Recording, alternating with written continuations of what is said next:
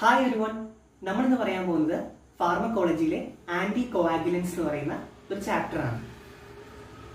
എന്താണ് anti കോവാഗുലൻസ്? കോവാഗുലേഷൻ കാസ്കേഡിലെ clotting ഫാക്ടേഴ്സിനെ inhibit ചെയ്യുന്നത് വഴി നമുക്ക് ത്രോംബോസിസ് പ്രിവെന്റ് ചെയ്യാൻ കഴിയും. അങ്ങനെ യൂസ് ചെയ്യുന്ന ഡ്രഗുകളാണ് ആന്റി കോവാഗുലൻസ്. അതുകൊണ്ട് തന്നെയാണ് അവരെ ആന്റി ത്രോംബോട്ടിക് ഡ്രഗ് എന്നും വിളിക്കുന്നത്. അപ്പം anti coagulants prevent thrombosis by inhibiting the clotting factors in the coagulation cascade. Anti coagulants are also known as anti thrombotic drugs. ഇവരുടെ യൂസസ് എവിടെയൊക്കെയാണ്? Prevention and treatment of. എവിടെയെല്ലാം thrombosis സംഭവിക്കുമോ അവിടെയൊക്കെ നമുക്ക് ഇവരെ യൂസ് ചെയ്യാനായിട്ട് സാധിക്കും. നമ്മൾ പത്തോളജി പഠിച്ചിട്ടുണ്ട്. ത്രോംബോസിസ് എന്ന് പറയുന്നത് ഒരു വിർഷോസ് ട്രയാഡിനെ ബേസ് ചെയ്തിട്ടാണ്. എന്തൊക്കെയാണ് വിർഷോസ് ട്രയാഡിൽ വരുന്നത്? The stages of blood, hyper coagulability, അതുപോലെ തന്നെ നമ്മുടെ എൻഡോത്തീലിയൽ ഇഞ്ചുറി, അല്ലെ? അപ്പൊ ഈ ഡീപ് വെയിൻ ത്രോംബോസിസ് എന്താ സംഭവിക്കുന്നത്? സ്റ്റേജസ് ഓഫ് ബ്ലഡ് അവിടെ നടക്കുന്നുണ്ട്. പൾമനറി എംബോളിസം, ഈ ത്രോംബസ് അല്ലേ എംബോളയായിട്ട് മാറുന്നത്. അപ്പൊ നമുക്ക് അതിൽ യൂസ് ചെയ്യാൻ കഴിയും. സ്ട്രോക്ക് എന്ന് സെറിബ്രോവാസ്കുലർ ആക്സിഡന്റ്, അവിടെയും ത്രോംബസ് ഓർ എംബോളിക് ആണ് പ്രശ്നം വരുത്തുന്നത്. ഏട്രിയൽ ഫിബ്രിലേഷൻ, അതായത് ഏട്രിയൽ ഫിബ്രിലേഷൻ എന്ന് പറയുമ്പോൾ പ്രോപ്പർ ആയിട്ടുള്ള ബ്ലഡ് ഹാർട്ടിൽ നിന്ന് പുറത്തേക്ക് വരുന്നില്ല. ആ സമയത്ത് സ്റ്റേജസ് ഓഫ് ബ്ലഡ് സംഭവിക്കും, അവിടെയും ത്രോംബസ് ഫോർമേഷൻ നടക്കുന്നു.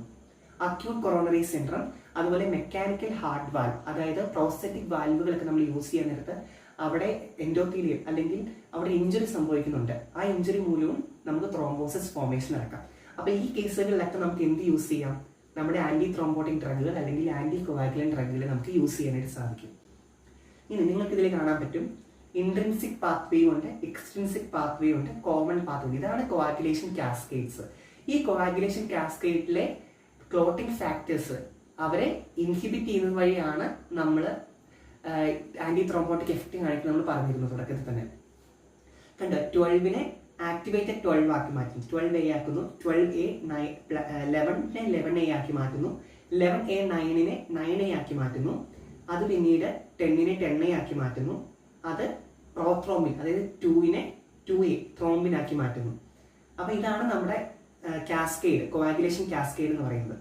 അപ്പം ഇവരെ നമ്മുടെ ബോഡിയുടെ ഉള്ളിൽ തന്നെ നാച്ചുറൽ ആയിട്ടുള്ള എൻഡോജീനസ് ആയിട്ടുള്ള ആന്റി കോവാഗുലൻസ് ഉണ്ട്. അവരാണ് ആന്റി ത്രോംബിൻ 3, പ്രോട്ടീൻ സി, അതുപോലെ പ്രോട്ടീൻ എസ്. അങ്ങനെയാണ് പിന്നെ നമ്മൾ എന്തിനാണ് നമ്മൾ ഈ ആന്റി കോവാഗുലൻസ് പുറത്തുനിന്ന് ഉണ്ടാക്കിയിട്ട് നമ്മൾ കൊടുക്കേണ്ട ആവശ്യം എന്താ? നമ്മുടെ ഉള്ളിൽ തന്നെ നാച്ചുറൽ ആയിട്ടുള്ള ആന്റി കോവാഗുലൻസ് ഉണ്ടെങ്കിൽ അതിന് കാരണം എന്താണെന്ന് ചോദിച്ചാൽ അവർ ടൈം എടുക്കും. കാരണം അവർ നാച്ചുറൽ ആയിട്ടുള്ളവരായതുകൊണ്ട് തന്നെ വളരെ ടൈം എടുത്തിട്ട് ഡീൽ ചെയ്യുള്ളൂ. അപ്പൊ അത്രയും ടൈം നമുക്ക് കളയാനില്ല. ഒരു വലിയൊരു ബ്ലീഡിംഗ് ഒക്കെ ആണെങ്കിൽ നമുക്ക് ഇങ്ങനെ ചെയ്യാൻ കഴിയില്ല. മനസ്സിലായോ? അപ്പം നമുക്കിവിടെ കാണാൻ പറ്റും, ഇപ്പൊ ആന്റി ത്രോംബിൻ 3 ഇതിനെ ആക്ടിവേറ്റ് ചെയ്യുന്ന ഒരു ഗ്രൂപ്പ് ഓഫ് ഡ്രഗുകളുണ്ട്. അവരാണ് അൺഫ്രാക്ഷനേറ്റഡ് ഹെപ്പാരിനും ലോ മോളിക്കുലാർ വെയിറ്റ് ഹെപ്പാരിനും. അപ്പൊ ആദ്യത്തെ ഗ്രൂപ്പ് ഓഫ് ആന്റി കോവാഗുലൻ ഡ്രഗുകൾ ഏതൊക്കെയാണ്? ലോ മോളിക്കുലാർ വെയിറ്റ് ഹെപ്പാരിനും അൺഫ്രാക്ഷനേറ്റഡ് ഹെപ്പാരിനും. ഇവരെന്താ ചെയ്യുന്നത്? ആന്റി ത്രോംബിൻ 3നെ ആക്ടിവേറ്റ് ചെയ്യും. അങ്ങനെ ആന്റി ത്രോംബിൻ 3നെ ആക്ടിവേറ്റ് ചെയ്താൽ ഈ ആന്റി ത്രോംബിൻ 3 എന്ത് ചെയ്യും? ഇൻഹിബിറ്റ് ചെയ്യും ഫാക്ടർ 10Aനെയും അതുപോലെ തന്നെ ഫാക്ടർ 2Aനെയും. ഇത് കൂടാതെ തന്നെ ഫാക്ടർ 2Aനെ ഡയറക്റ്റ്ലി ഇൻഹിബിറ്റ് ചെയ്യാൻ കഴിയുന്നവരുണ്ട്. 2A എന്ന് പറഞ്ഞാൽ ത്രോംബിനാണ് ഞാൻ പറഞ്ഞിരുന്നില്ലേ. അപ്പൊ ഡയറക്റ്റ് ത്രോംബിൻ ഇൻഹിബിറ്റേഴ്സ് ആണ് സെക്കൻഡ് ക്ലാസ് ഡ്രഗ്. അതുപോലെ ഡയറക്റ്റ് ആയിട്ട് 10Aനെ ഇൻഹിബിറ്റ് ചെയ്യുന്നവരും ഉണ്ട്. പിന്നെ നമുക്കറിയാം 2, 7, 9, 10 എന്നീ ക്ലോട്ടിംഗ് ഫാക്ടേഴ്സ് ആക്ടിവേറ്റ് ചെയ്യപ്പെടുന്നത് വൈറ്റമിൻ കെ വഴിയാണ്. അപ്പൊ ഈ വൈറ്റമിൻ കെക്ക് ആന്റഗോണിസ്റ്റ് ആയിട്ടുള്ളവരെ കൊടുത്തു കഴിഞ്ഞാൽ ഇവരൊന്നും ആക്ടിവേറ്റഡ് ആവില്ല.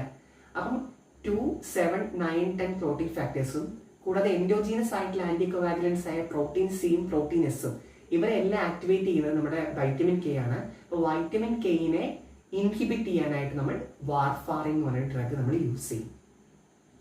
Coming to the classification from Tripathi, anti coagulants നമുക്ക് പാർ എൻഡറൽ എന്ന് പറഞ്ഞാൽ GITയിലേക്ക്, പക്ഷെ പാർ എൻഡറൽ അതായത് നമ്മുടെ IV, സബ്ക്യൂട്ടേനിയസ് അല്ലെങ്കിൽ ഇൻട്രാമസ്കുലർ ഒക്കെ റൂട്ട് വഴി പാർ എൻഡറൽ ആന്റി കോവാഗുലൻസ് ആണ്.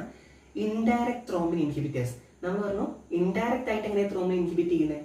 ആന്റി ത്രോംബിൻ 3നെ ആക്ടിവേറ്റ് ചെയ്ത് അത് പോയിട്ട് ത്രോംബിനെ എന്ത് ചെയ്യുന്നു? ഇൻഹിബിറ്റ് ചെയ്യുന്നു. അതാണ് ഇൻഡയറക്ട്ലി ത്രോംബിൻ ഇൻഹിബിറ്റ് ചെയ്യുന്നത്. അവരാണ് heparin, unfractionated heparin, low molecular weight heparin, enoxaparin, reviparin, എല്ലാം പാരിൻ ആണ്.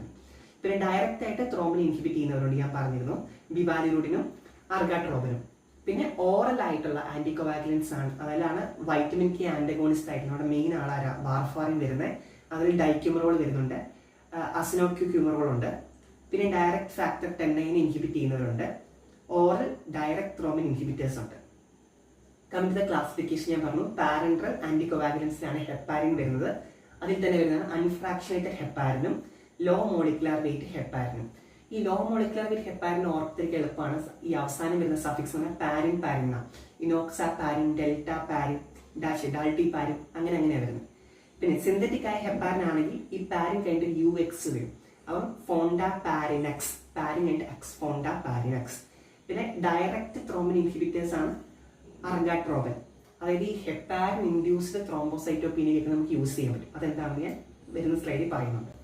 പിന്നെ commit oral anti coagulants, vitamin കെനെ ആന്റഗോണിസ്റ്റ് ചെയ്യുന്ന വാർഫാറിനുണ്ട്, ഡയറക്റ്റ് ഓറൽ ആന്റി കോവാഗുലൻസ് ഉണ്ട്, ത്രോംബിൻ ഇൻഹിബിറ്റേഴ്സ് ഉണ്ട്, ഫാക്ടർ 10 ഇൻഹിബിറ്റേഴ്സ് ഉണ്ട്. ഇത് കണ്ടു നിങ്ങൾക്ക് ഈ കോവാഗുലേഷൻ കാസ്കേഡിൽ കാണാൻ പറ്റും. ആന്റി ത്രോംബിൻ പോയിട്ട് നമ്മൾ നേരത്തെ പറഞ്ഞ പോലെ ജസ്റ്റ് പോയിട്ട് ത്രോംബിനെ മാത്രം ഇൻഹിബിറ്റ് ചെയ്യല്ല, ഫാക്ടർ 10 മാത്രം ഇൻഹിബിറ്റ് ചെയ്യല്ല, മെയിൻ ആയിട്ട് ത്രോംബിനെയാണ് ഇൻഹിബിറ്റ് ചെയ്യുക. അതുകൊണ്ടാണ് എന്റെ പേര് ആന്റി ത്രോംബിൻ എന്ന് പറഞ്ഞത്. കൂടാതെ ഇത് 12A, 11A, 9A, 10A ഒക്കെ ഇൻഹിബിറ്റ് ചെയ്യുന്നുണ്ട്. അപ്പോൾ ഒരു ലാർജ് ക്ലാസ് ഓഫ് ഇതിനെ ഇൻഹിബിറ്റ് ചെയ്യുന്ന ഒരാളാണ് ആന്റി ത്രോംബിൻ 3 എന്ന് പറയുന്ന ആള്. നിങ്ങൾക്ക് ഇവിടെ കാണാൻ പറ്റും ഈ unfractionated heparin. Unfractionated heparin low molecular weight ഹെപ്പാരിനും ആണല്ലോ ആന്റി ത്രോംബിൻ 3 ആക്ടിവേറ്റ് ചെയ്യുന്നത്. അപ്പൊ ഇത് എങ്ങനെയാണ് ചെയ്യുന്നത്? ഈ മെക്കാനിസം ഓഫ് ആക്ഷനെ കാണിക്കുന്നത്. അൺഫ്രാക്ഷനേറ്റഡ് ഹെപ്പാരിൻ എന്ന് പറഞ്ഞാൽ അതിന്റെ മുമ്പിലായിട്ടൊരു പെന്റാസാക്രൈഡ് യൂണിറ്റ് ഉണ്ട്, അവിടുന്ന് പിന്നെ ലോങ് ഒരു ചെയിൻ ഉണ്ട്. അപ്പൊ ഒരു ഒരു 5 സാക്രൈഡ് യൂണിറ്റും പിന്നെ ഒരു വലിയൊരു ലോങ് ചെയിനും. വലിയ ആളാണ് ആര്? നമ്മുടെ അൺഫ്രാക്ഷനേറ്റഡ് ഹെപ്പാരിൻ എന്ന് പറയുന്നത്. അപ്പൊ അതിന്റെ ഒരു സൈഡ് കൊണ്ട് ഈ പെന്റാസാക്രൈഡ് സൈഡിലെ ഒരു സൈഡ് കൊണ്ട് ഇവിടെ കാണാവുന്ന പോലെ തന്നെ അതിന് ഫാക്ടർ 10 ആന്റി ത്രോംബിൻ 3 കയറി പിടിക്കാം, ബൈൻഡ് ചെയ്യും. എന്നിട്ട് ഈ ആന്റി ത്രോംബിൻ 3 പോയിട്ട് ഫാക്ടർ 10 പിടിക്കും. അപ്പൊ എന്നാലും ബാക്കി ഇത്രയും വലിയ ലോങ് ചെയിൻ ഇരിക്കുന്നത് കൊണ്ട് അതിന് ഓടിപ്പോയി നമ്മുടെ ത്രോംബിനെയും പിടിക്കാൻ കഴിയും. അപ്പൊ ഫാക്ടർ 10 പിടിക്കാൻ കഴിയും, ബൈൻഡ് ചെയ്യാൻ പറ്റും, ത്രോംബിനെയും ബൈൻഡ് ചെയ്യാൻ പറ്റും. അങ്ങനെയാണ് ഇവര് രണ്ടുപേരും ബ്ലോക്ക് ചെയ്യുന്നത്. എന്നാൽ നമ്മുടെ ഈ പറയുന്ന ഹെപ്പാരിന്റെ കാര്യം ലോ മോളിക്കുലാർ വെയിറ്റ് ഹെപ്പാരിൻ എന്ന് പറഞ്ഞാൽ ലോ മോളിക്കുലാർ വെയിറ്റ് ആണ്. നമ്മുടെ ഈ പെന്റാസാക്രൈഡ് യൂണിറ്റ് ആയിട്ട് ഇത്രയും വലിയൊരു ചെയിൻ ഇല്ല, അതിന്റെ പകുതിയേ ഉള്ളൂ. അതുകൊണ്ട് തന്നെ ആന്റിത്രോമിൻ 3 പ്രോപ്പർ ആയിട്ട് പിടിക്കാൻ കഴിയുന്നുള്ളൂ. എന്നിട്ട് ഈ ആന്റിത്രോമിൻ 3 ഫോട്ടോയിൽ കാണുന്ന പോലെ, നമ്മുടെ പടത്തിൽ കാണുന്നത് പോലെ തന്നെ ഫാക്ടർ 10 ബൈൻഡ് ചെയ്യുന്നു.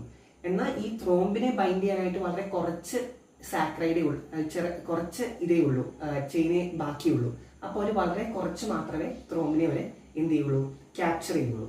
എന്നാൽ കമ്മിങ് ടു ദി ഇനോക്സാപാരിനൊക്കെ എന്താണെന്ന് വെച്ച് കഴിഞ്ഞാൽ അവർക്ക് പെന്റാസാക്രൈഡ് യൂണിറ്റ് മാത്രം ഉള്ളതുകൊണ്ട് അവർക്ക് 10 മാത്രമേ ഇൻഹിബിറ്റ് ചെയ്യാൻ പറ്റുള്ളൂ. പിന്നെ മെക്കാനിസം ഓഫ് ആക്ഷൻ നമ്മൾ പറഞ്ഞു, heparin bind to the antithrombin 3, inactivate thrombin 2A and factor 10 എന്ന് പറഞ്ഞതാണ്. പിന്നെ ലോ മോളിക്കുലാർ വെയിറ്റ് ഹെപ്പാരിൻ ആണെങ്കിൽ ഫാക്ടർ 10 ഇൻഹിബിഷനോടാണ് മോർ സെലക്റ്റീവ്. കാരണം എന്താ, ത്രോംബിനെ പിടിക്കാൻ കഴിയുന്നില്ല, കാരണം ചെറിയ ചെയിൻ ആയതുകൊണ്ട്. പിന്നെ ഫോണ്ട പാരിനെക്സ് ഇനാക്റ്റീവ് 10 ഓൺലി. അതെന്തുകൊണ്ടാണ് ഫോണ്ട പാരിനെക്സ് 10 ഓൺലി? കാരണം പെന്റാസാക്രൈഡ് യൂണിറ്റ് മാത്രമേ ഉള്ളൂ. അപ്പൊ ആന്റിത്രോമിൻ 3 മാത്രമേ എന്ത് ചെയ്യാൻ കഴിയുള്ളൂ, ബൈൻഡ് ചെയ്യാൻ കഴിയുന്നുള്ളൂ. യെസ്, ഇത് ത്രിപാഠിയിലെ ഫിഗർ ആണ്. പിന്നെ കമ്മിറ്റ് അൺഫ്രാക്ഷനേറ്റഡ് ഹെപ്പാരിൻ. അൺഫ്രാക്ഷൻ നമ്മൾ പറഞ്ഞു വലിയൊരു ചെയിനാണ്, ഒരു പെന്റാസാക്രൈഡ് ഇതുണ്ട്, യൂണിറ്റ് ഉണ്ട്, പിന്നെ ഒരു വലിയ ലോങ് ചെയിൻ. അപ്പൊ വലിയ ലാർജ് സൈസ്ഡ് ആണ്.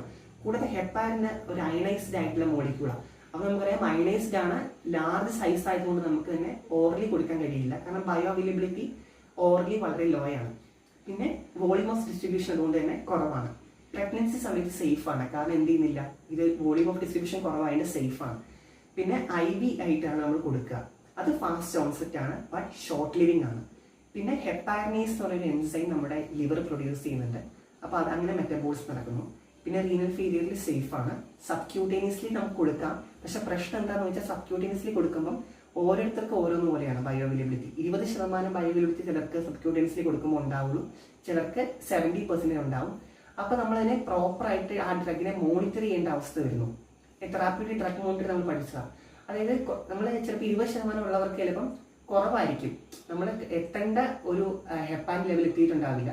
എന്നാൽ ഈ 70% ആയിക്കഴിഞ്ഞാൽ ചിലപ്പോൾ അത് കൂടിപ്പോകും, നമ്മൾ കൊടുക്കുന്ന ഡോസ് കൂടി. അപ്പോൾ പ്രോപ്പർ ആയിട്ടൊരു ഡ്രഗ് മോണിറ്ററിങ്ങിന്റെ ഒരു ആവശ്യം നമ്മുടെ അൺഫ്രാക്ഷനേറ്റഡ് ഹെപ്പാരിനിൽ വരുന്നുണ്ട്. ഇതിന്റെ ADR പഠിക്കാൻ വളരെ എളുപ്പമാണ്. ഞാൻ ഓർത്ത് വെച്ചിരുന്ന ന്യൂമോണിക് എന്നാണ് എബൌട്ട് എന്ന്, ABOUT. A എന്ന് പറഞ്ഞാൽ മുടി ഒഴിച്ച് അലോപേഷ്യ ഉണ്ടാവും, അതുപോലെ തന്നെ അലർജി ഉണ്ടാവും. B എന്ന് പറഞ്ഞാൽ ബ്ലീഡിങ്. പിന്നെ O എന്ന് പറഞ്ഞാൽ ഓസ്റ്റിയോപൊറോസിസ്, U എന്ന് പറഞ്ഞാൽ under secretion of the aldosterone, അതുവഴി മൈൽഡ് ആയിട്ടുള്ള ഹൈപ്പർ കലീമിയ വരാം. പിന്നെ T എന്ന് പറഞ്ഞാൽ ത്രോംബോസൈറ്റോപീനിയ, ഹെപ്പാരിൻ ഇൻഡ്യൂസ്ഡ് ത്രോംബോസൈറ്റോപീനിയ ഇതുവഴി വരാൻ പറ്റും. ഈ ഹെപ്പാരിൻ ഇൻഡ്യൂസ്ഡ് ത്രോംബോസൈറ്റോപീനിയ എങ്ങനെ വരുന്നതെന്ന് ഞാൻ പറഞ്ഞുതരാം. അതായത് ഈ അൺഫ്രാക്ഷനേറ്റഡ് ഹെപ്പാരിൻ ആവട്ടെ, ലോ മോളിക്കുലർ വെയിറ്റ് ഹെപ്പാരിൻ ആവട്ടെ, അവർ ഈ പ്ലേറ്റ്ലെറ്റ് ഫാക്ടറായ 4 കമ്പൈൻ ചെയ്യും. അങ്ങനെ IgG ആന്റിബോഡീസിന് എന്ത് ചെയ്യും, ആക്ടിവേറ്റ് ചെയ്യും. അങ്ങനെ IgG ആന്റിബോഡീസ് ആക്ടിവേറ്റഡ് ആയി അവർ റേസ് ചെയ്ത് കഴിഞ്ഞാൽ അവർ പ്ലേറ്റ്ലെറ്റ് ആക്ടിവേഷൻ കോസ് ചെയ്യും. പ്ലേറ്റ്ലെറ്റ് ആക്ടിവേഷൻ എന്ന് പറഞ്ഞു കഴിഞ്ഞാൽ എന്ത് സംഭവിക്കും, അവർ ക്ലോട്ട് ഫോം ചെയ്യും. അപ്പൊ ക്ലോട്ടിന് വേണ്ടി എല്ലാ പ്ലേറ്റ്ലെറ്റും പോയി കഴിഞ്ഞു കഴിഞ്ഞാൽ നമുക്ക് നമ്മുടെ ഈ മെയിൻ ബ്ലഡിലെ പ്ലേറ്റ്ലെറ്റുകളുടെ അളവ് കുറഞ്ഞ് ത്രോംബോസൈറ്റോപീനിയ വരാം അല്ലേ. അപ്പൊ ഈ ക്ലോട്ട് തന്നെ MI, CVA അല്ലെങ്കിൽ ലിംബിക് ഇഷ്യമി ഒക്കെ സാധിക്കും. അപ്പൊ നമ്മുടെ ഡ്രഗ് ഓഫ് ചോയ്സ് ആണ് ഹെപ്പാരിൻ ഇൻഡ്യൂസ്ഡ് ത്രോംബോസൈറ്റോപീനിയ നമ്മൾ ഉപയോഗിക്കുന്നത് അർഗാട്രോബിനും ബിവാലിറുഡിനുമാണ്.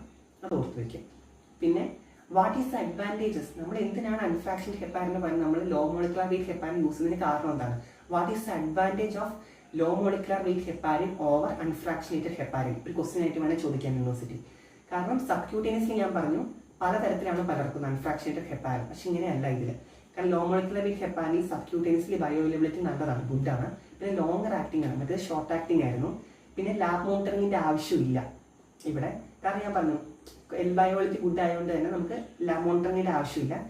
അതുകൊണ്ട് തന്നെ ഈ ലാബ് മോണിറ്ററിങ്ങിന് യൂസ് ചെയ്യുന്നതാണ് ആന്റി-10A ഫാക്ടർ, പക്ഷെ അതിന്റെ ആവശ്യം വരുന്നില്ല, വളരെ റെയർ ആയിട്ട് യൂസ് ചെയ്യുള്ളൂ. പിന്നെ ലെസ് ഹിറ്റ് എന്ന് പറഞ്ഞു കഴിഞ്ഞാൽ നമ്മുടെ ഹെപ്പാരിൻ ഇൻഡ്യൂസ്ഡ് ത്രോംബോസൈറ്റോപീനിയ കുറവാണ്, ഓസ്റ്റിയോപൊറോസിസ് കുറവാണ്.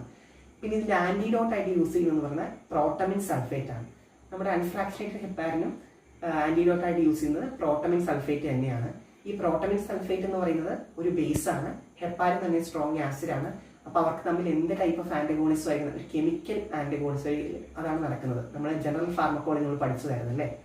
Yes, coming to the vitamin K ആന്റഗോണിസ്റ്റുകൾ നമ്മൾ പറഞ്ഞിരുന്നു 2, 7, 9, 10 ക്ലോട്ടിംഗ് ഫാക്ടേഴ്സിനെ ആക്ടിവേറ്റ് ചെയ്യാനായിട്ട് ആര് വേണം, വൈറ്റമിൻ കെ വേണം. അല്ല, vitamin K reduced vitamin K oxidised ആയിട്ട് മാറുമ്പോഴാണ് ഈ ക്ലോട്ടിംഗ് ഫാക്ടേഴ്സ് ആക്ടിവേറ്റഡ് ആവുന്നത്. തിരിച്ച് ഈ ഓക്സിഡൈസ്ഡ് ആയിട്ടുള്ള വൈറ്റമിൻ കെനെ റെഡ്യൂസ് ചെയ്യുന്നത് വൈറ്റമിൻ കെ ഓക്സിഡൈസ് റിഡക്റ്റീസ് പറഞ്ഞ എൻസൈമാണ്. അപ്പൊ അതിനെ ഇൻഹിബിറ്റ് ചെയ്യും ആര്, വാർഫാറിൻ. വാർഫാറിൻ തന്നെ 2 തരത്തിലുണ്ട്, വാർഫാറിൻ R ഉണ്ട്, വാർഫാറിൻ S ഉണ്ട്.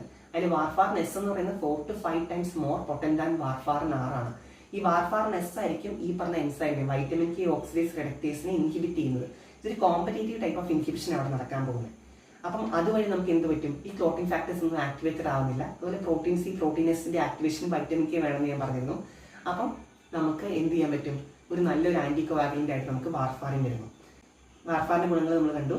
ഓറൽ ആണ് അതിന്റെ intake, good absorption, saturation kinetic follow ചെയ്യും, പക്ഷെ സ്ലോ ഓൺസെറ്റ് ആണ് അതിന്റെ ആക്ഷൻ.